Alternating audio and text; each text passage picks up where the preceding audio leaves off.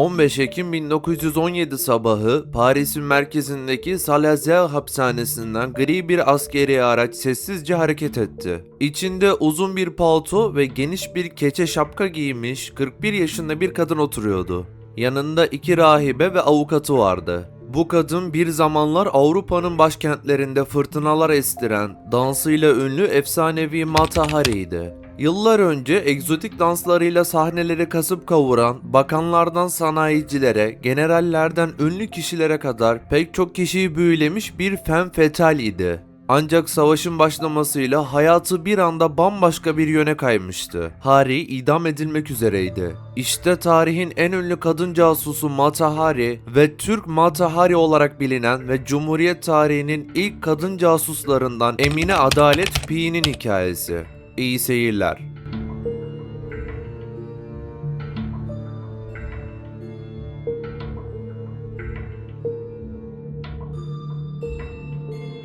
Zamanın yüksek sosyetesinde söylenenlere göre asıl adı Margarita Gertruda Zell olan Mata Hari, Hindistan'ın güneyinde Malabar sahilinde doğmuştu.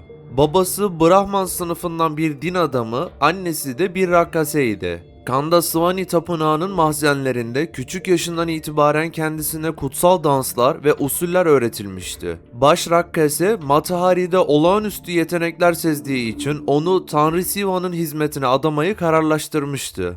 Bütün Parisliler bu efsaneye az çok inanıyordu ama Mata Hari'nin böyle bir iddiası yoktu. Yakınlarının söylediğine göre o 7 Ağustos 1876 tarihinde Hollanda'nın Frisia eyaletinin merkezi olan Leeuwarden'da doğmuştu. Babası tanınmış tüccarlardandı. Annesi de zengin, güzel ve kibar bir kadındı. Margarita'nın babasının küçük bir kasketçi dükkanı vardı. Günün birinde iflas ettiğinden simsarlık yapmaya başlamıştı. Margarita 18 yaşına gelince Leyde şehrinde öğretmen okuluna gitti. Çok geçmeden okul müdürü güzel öğrencisine aşık oldu. Fakat Margarita'nın yaşlı müdürün masallarını dinleyecek zamanı yoktu. Bir süre sonra okulu bırakarak Lahey'de oturan amcasının yanına gitti. Burada bir subayla evlenmeyi istiyordu. 1895 yılının başlarında gazetede kalbini çarptıran bir ilan okudu. Hollanda'nın sömürgesi olan Endonezya'da görevli olan ve iznini Lahey'de geçiren bir yüzbaşı evlenmek istiyordu. Aslında ilan bir şakadan ibaretti. Yüzbaşı Rudolf MacLeod arkadaşlarıyla konuşurken son derece sıkıntılı bir hayat geçirdiğini söylemiş. Onlar da gülerek evlenmesini tavsiye etmişti. Yüzbaşının dostlarından bir gazeteci de bu evlenme ilanını uydurarak gazetesine koyuvermişti. Yüzbaşının aldığı 15 mektuptan yalnız biri dikkatini çekti. O mektubu gönderen de Margarita'ydı. İçine resmini de koymuştu. İlk görüşmeleri 24 Mart 1895'te Amsterdam'da gerçekleşti. İki genç birbirlerini görür görmez aşık olmuşlardı. Aynı yılın 11 Temmuz'unda evlendiler. 30 Ocak 1896'da Norman adını verdikleri bir oğulları oldu. 1 Mayıs 1897'de Rudolf ile Margarita, Prenses Aurelia gemisiyle Cava'ya hareket ettiler. O andan itibaren Margarita'nın gerçek şahsiyetini kavranmasını imkansız kılan karışık bir devre başladı. Mary Jane adını verdikleri bir kızlar olmuştu. Fakat çok geçmeden küçük Norman zehirlenerek öldü. Bu olaydan sonra çiftin hayatı cehennemi andırmaya başladı. 1902 yılında Hollanda'ya dönerek boşandılar. Rudolf, Greta'ya ayda 100.000 florin nafaka veriyordu. Fakat bu para Cava'da geçen mahrumiyetlerin acısını çıkarmak isteyen genç Margarita için yeterli gelecek gibi değildi. Boşandıktan sonra Paris'e taşınan Margarita, Mata Hari ismini aldı. Bu isim Sanskritçe'de şafağın gözü anlamına geliyordu. O dönemde oryantalizmin Avrupa'da popüler olması, egzotik dans performansları sergileyen Mata Hari'nin kısa sürede tanınmasını sağladı. Dans kariyeri ona Avrupa'nın soyluları ve askeri figürleriyle ilişkiler kurma imkanı verdi. Zengin ve güçlü erkeklerle aşk ilişkileri yaşadı. Bu da onun yaşamına hem zenginlik hem de tehlike getirdi. Mata Hari, Paris'te dansçı kimliğiyle büyük bir ün kazanmıştı. Ancak bu ilişkiler savaş döneminde onun casuslukla suçlanmasına neden oldu. Mata Hari, şehvetli danslarıyla Paris'in yüksek sosyetesine girmeyi başarmış ve kısa sürede Avrupa'nın en ünlü kadınlarından biri olmuştu. Ancak onun şöhreti sadece dansla sınırlı kalmadı. Casusluk suçlamalarıyla bir anda hayatının en karanlık dönemine sürüklendi. Sadece suçlanmakla kalmayan Harry 1917 yılında idam edildi. Özel hayatındaki karmaşıklıklar ve çalkantılar onu tartışılan bir figür haline getirmişti. Fries Müzesi küratörü Hans Kunefek'in dediği gibi casusluk olmasaydı bile Mata Hari hala Avrupa başkentlerinde yaptığı gösterilerle hatırlanacaktı. Ancak ne yazık ki casusluk efsanesi onun hayatını ve mirasını gölgede bıraktı. Birinci Dünya Savaşı eskiden hayatın rüya gibi yaşandığı Avrupa kıtasındaki tüm ülkeleri tamamen değiştirmişti. Mata Hari, Fransa, Almanya ve hatta İngiltere arasında sıkça seyahat eden biri olarak kısa sürede istihbarat servislerinin dikkatini çekti. Elbette sadece ülkeler değil, insanlar da değişiyordu. İnsanlar artık onun danslarını izlemek yerine ondan çok daha fazlasını istiyordu. İddialara göre bu dönemde Mata Hari'nin büyüleyici performanslarının yerini casusluk faaliyetleri almaya başlamıştı. Bilgi peşindeki devletler onun cazibesini bir araç olarak kullanmanın peşindeydi. İddialara göre suçu ise Alman ajanı olarak müttefik subaylarından bilgiler sızdırmak ve bu bilgileri Almanlara iletmekti. Onun yüzünden binlerce müttefik askerinin öldüğü iddia ediliyordu. Bazıları onun yetenekli bir ajan olduğunu iddia etse de büyük bir haksızlığa uğradığını öne sürenler de vardı. Öldükten tam 100 yıl sonra Fransız Savunma Bakanlığı gizli belgeleri ortaya çıkardığında Mata Hari'nin gerçek hikayesi yeniden gündeme geldi. 1917'deki sorgulama tutanakları ve diğer deliller Mata Hari'nin trajik sonuna yeni bir ışık tutuyordu. Bu belgeler günümüzde Hollanda'daki memleketi Fries Müzesi'nde sergileniyor. En dikkat çeken belgelerden biri ise Madrid'deki Alman askeri ateşesinin Berlin'e gönderdiği ve Mata Hari'nin tutuklanmasına yol açan meşhur telgraftı. Birçok tarihçi Mata Hari'nin haksız yere suçlandığını savunuyor. Fransız hükümetinin savaş sırasındaki başarısızlıklarını örtbas etmek için onun bir günah keçisi ilan edildiğini ifade ediyorlar. Mata Hari, şüpheli geçmişi ve ahlak anlayışı nedeniyle savaş sonrasında mükemmel bir hedef haline gelmişti. Ancak onun suçlu olup olmadığını kanıtlayan tek bir delil vardı. Von Kallen'in Berlin'e gönderdiği meşhur telgraf. Bu telgrafta Mata Hari'nin ajan H21 kod adıyla çalıştığı belirtiliyordu. Ancak bazı tarihçiler bu telgrafın güvenilirliğini sorguluyor.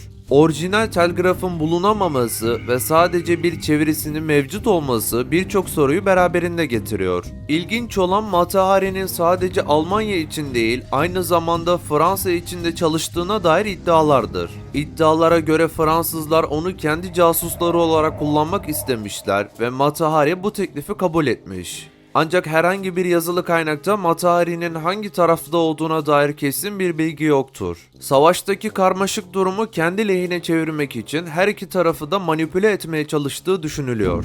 İşte bu karmaşık durum Fransızların kafasını karıştırmış ve onun çift taraflı casusluk yaptığından şüphelenmelerine yol açmıştı. 1917'de Mata Hari casusluk suçlamasıyla tutuklandı.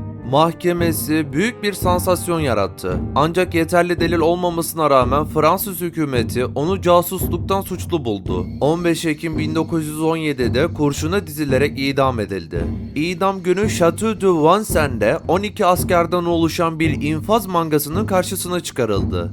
Bazı kaynaklar onun gözlerinin bağlanmasını reddettiğini ve cesurca ölümü karşıladığını anlatıyor. Vurulduktan sonra ise cesedi kimse tarafından alınmadı. Paris'te bir tıp okuluna teslim edildi ve kadavra derslerinde kullanıldı. Kafası ise müzede sergilenmek üzere saklandı. Ancak 20 yıl önce kaybolduğu ortaya çıktı. Ne yazık ki Mata Hari'nin hikayesi danslarının ötesinde trajik bir casusluk öyküsü olarak tarihe geçti. Hayatı filmlere, romanlara konu olacak denli ilgi çekici olan onlarca insan var. İşte 1910 yılında İstanbul'da dünyaya gelen Emine Adalet de o insanlardan biri. Avrupa'da başarılı bir dansöz olarak yaşamını sürdüren, Mustafa Kemal Atatürk'ün huzurunda zeybek oynayan, Adolf Hitler'in karşısında göbek atan, meşhur sinema filmlerinde rol olan, hem şöhreti hem de yalnızlığı en üst noktada tadan Emine Adalet, tüm bunların yanında Türk Mata Hari olarak da anılıyor. Çünkü tıpkı dansöz meslektaşı Mata Hari gibi o da aynı zamanda bir casus. İşte Cumhuriyet tarihinin ilk kadın ajanlarından dansöz, oyuncu ve casus Emine Adalet Piğ ve sıra dışı yaşamı.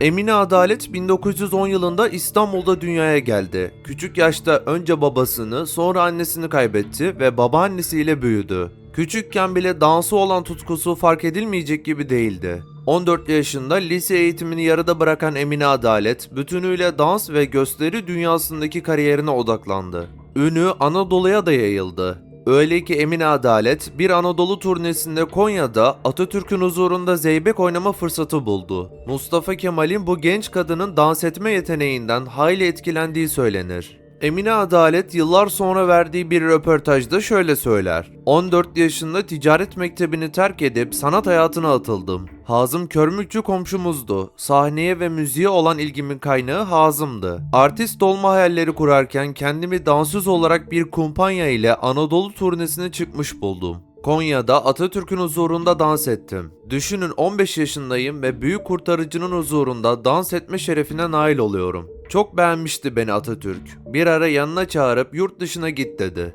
Emine Adalet Atatürk ile tanıştığında Atatürk onu tebrik eder ve başarılarının devamını diler. Mustafa Kemal Atatürk'ün tavsiyesine kulak veren Emine Adalet, çağının en büyük dansçılarından biri olmak için Almanya'nın yolunu tutar. Almanya'da daha rahat bir şekilde kalabilmek için amcasının eşinin kardeşi olan Henry P. isimli bir adam ile evlenir ve P. soyadını alır. Emine Adalet'in Almanya günleri dans kariyerinin zirvesine çıktığı dönem olur. Dahası bu yetenekli dansçının ünü Almanya ile de sınırlı kalmaz. Paris ve Avusturya başta olmak üzere 1930'ların önemli Avrupa şehirlerinde tanınan bir isim haline gelir. Bu dönemde çeşitli sinema filmlerinde rol alır. Die letzte Runde, Prater, Schicksal ve The Adventures of Baron Münchhausen rol aldığı önemli filmlerden bazılarıdır. Ancak Emine Adalet Piğ'nin yaşamı Almanya-Viyana trenindeki bir tanışma ile çok daha maceralı, çok daha renkli bir hal alacaktır. Emine Adalet 1940 yılında bir trende yolculuk yaparken Nazilerin yüksek rütbeli komutanlarından biri olan Hermann Figellon ile tanışır. Neredeyse doğuştan bir casus olan Adalet, bu yüksek rütbeli komutandan 2. Dünya Savaşı'nın seyrini değiştirebilecek bilgiler edinir. Hiç vakit kaybetmeden bu bilgileri dönemin Türk konsolosu Behçet Özdoğancı ile paylaşır. Adalet'in Nazi komutanından edindiği bilgilerin en önemlisi Almanların Paris'i işgal edeceği bilgisidir. Bu son derece önemli bir bilgiydi. Zira henüz hiç kimse Almanya'nın Paris'i işgal etme cüreti gösterebileceğine inanmıyordu. Emine Adalet Piğ aynı gün Ankara'yı da arayarak durumu bildirdi. Türk elçiliği bu ihbarı değerlendirip ihtiyatlı davrandı ve o tarihte Paris'te bulunan Türk vatandaşlarını durumdan haberdar ederek istedikleri takdirde güven içinde Türkiye'ye dönebileceklerini söylediler. Bu yetenekli dansözün, başarılı sinema oyuncusunun casusluk faaliyetleri bununla da sınırlı kalmaz. Nazi ordusu içerisindeki bağlantıları sayesinde önce Hitler'in sağ kolu Propaganda Bakanı Joseph Goebbels ile ardından bizzat Adolf Hitler ile tanışır. Hitler'in ve üst düzey Nazi subaylarının da yer aldığı davetlerde sahneye çıkar. Naziler ile son derece yakın bir ilişki içerisindedir. Öyle ki Goebbels, Emine Adalet'in son derece tehlikeli bir casus olabileceğini düşünür. Bu sebeple Adalet'e Amerika Birleşik Devletleri'ne gitmesini ve Türk dansözü gibi görünerek Naziler için casusluk yapmasını teklif eder. Emine Adalet bu teklifi kabul etmez ve Türkiye Cumhuriyeti için casusluk faaliyetlerini sürdürmeye, 2. Dünya Savaşı ve Naziler hakkında paha biçilmez bilgileri Ankara'ya iletmeye devam eder. Kemal Özdemir'in Oryantal Göbek Dansı adlı kitabında da şu bilgiler yer alır. Skala Revüsü'nde de görev alan Adalet Hanım'ın bir gece davetsiz misafirleri vardır. O gece 2 Nazi subayı Emine Adalet Piğ'nin yanına gelerek Hitler'in propaganda subayı ve sağ kolu Goebbels'ın kendisini görmek istediğini söylerler. Adalet Hanım bu söylem karşısında telaşlanmış, hatta biraz da korkmuştur. Goebbels'ın ihtişamlı malikanesine geldiklerinde ise çok iyi karşılanır. Goebbels, Piğ'ye Almanlar için casusluk yapmasını önerir. Hatta Amerika'ya gidip bir Türk dansözü kisvesi altında Amerikan istihbaratına sızmasını ister. Piğ, Goebbels'a bu teklifini düşüneceğini söyleyerek malikaneden ayrılır. Ama o hiçbir zaman Almanlar için çalışmaz. 1942 yılında kocasını kaybedince ülkesine dönmeye karar verir. Yeniden Almanya'ya döndüğünde Hitler'in yaverlerinden Frank Laie ile olan tanışıklığı sayesinde karargaha kadar girer. Artık o Hitler'in hayranlıkla seyrettiği bir yıldız olarak tanınacaktır. Oysa Adalet Hanım onların sandığı gibi sadece sahne gösterisi yapan bir kadın değil, Milli Amale Hizmet, kısaca MAH, yani Cumhuriyet'in ilk Milli İstihbarat Teşkilatı için bilgi toplamakla görevli ajanlardan biridir. Türkiye'de ve yurt dışında sahnelerde dans eden, tiyatro turnelerinde yer alan Emine Adalet Pi'yi, sinemada, filmlerde de oynar, adından söz ettirir, iz bırakır. 1944-1951 yılları arasında geçiş dönemi yönetmenlerinin Yanık Kaval, Yuvamı Yıkamazsın, Uçuruma Doğru gibi filmlerinde yer alır. Kısa bir süre içinde New York'ta, Londra'da, Berlin'de, Kahire'de, Rodos'ta adından söz ettirmeyi başaran Adalet Pi'nin mutluluğu, bu yaşanan güzel günlerden sonra yerini mutsuzluğa, acıya, kimsesizliğe ve hüzne bırakır. İlerleyen yaşına karşın Beyoğlu'ndaki ucuz, kötü eğlence yerlerinde sahneye çıkıp dans etmeye çalışır. Önceki yıllarında sık sık Adalet Hanım'ı dinlemeye giden Zeki Müren, ona aşık olanlardan biriydim diye söz eder. Bir röportajında Emine Adalet Pi'den şöyle bahseder. Çil pavyonda barın arkasında bir kadın. Nasıl siyah, hafif şehla, enfes baygın bakışlar. Adalet Pi. Platonik bir aşktı. O gözler için o bara çok gittim. 1985 yılında Darül Acize'de öldüğünde kimsesiz, acılı ve kırgındır. Hayatta, dans dünyası da Yeşilçam'da acımasız, soğuk ve vefasız yüzünü ona da göstermiştir. Bu dünyadan ayrılırken son günlerine dek kendinde sakladığı yaşamının gizemlerini, sırlarını ve anılarını da ulaşılamaz götürür. Yaşadığımız dünyada çığlıklarınız boşlukta yankılanır, kimseye duyuramazsınız. İyi gününüzde yanınızda olanları, zor anlarınızda yanınızda bulamazsınız. Bu Emine Adalet Pi için de böyle olmuştur. Videomuzun sonuna geldik. Sizlere çok daha fazla ve kaliteli belgeseller üretebilmemiz adına videomuzu beğenerek ve kanalımıza abone olarak bize destek olabilir. Aynı zamanda bizlerin daha birçok belgesel severe ulaşmasını sağlayabilirsiniz. Ayrıca sol tarafta Japonların insanlık dışı deneylerini gerçekleştirdiği Ölüm Kampı 731. birimi anlattığım belgesel yer alıyor. Ama dikkat edin, bu video oldukça rahatsız edici. Sağdaki oynatma listesi ise sizler tarafından en çok beğenilen videolardan oluşmakta.